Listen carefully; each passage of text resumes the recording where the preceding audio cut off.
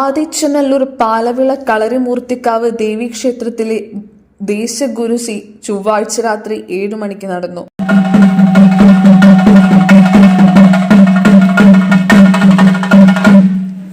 ഭദ്രകാളി പ്രീതിക്കായി പ്രാചീന കാലം മുതൽ ക്ഷേത്രങ്ങളിലും കാവുകളിലും കളരികളിലും നടന്നുവരാറുള്ള പ്രധാന പൂജകളിൽ ഒന്നാണ് ഗുരുസി പൂജ.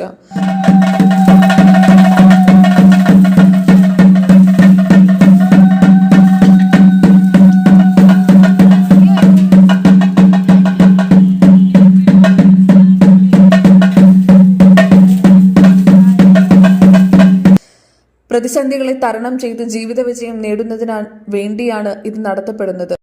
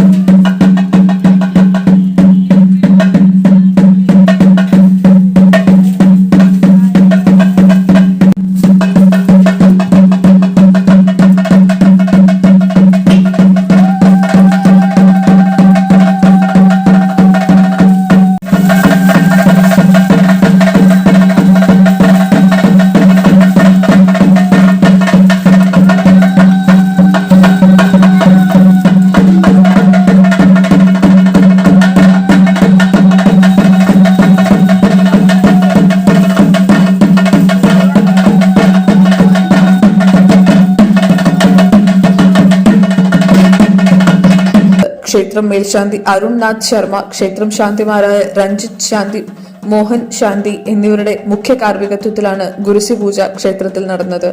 ചടങ്ങിൽ 100 കണക്കിന് ഭക്തജനങ്ങളാണ് പങ്കെടുത്തത്. വൈകുന്നേരം ദീപാരാധനയ്ക്ക് ശേഷം ആരംഭിച്ച ഗുരുസി പൂജ രാത്രി 9 മണിയോടുകൂടി സമാപിച്ചു. ന്യൂസ് കേരളം 24 വേണ്ടി ചാരു, ന്യൂസ് ഡെസ്ക്, കൊല്ലം.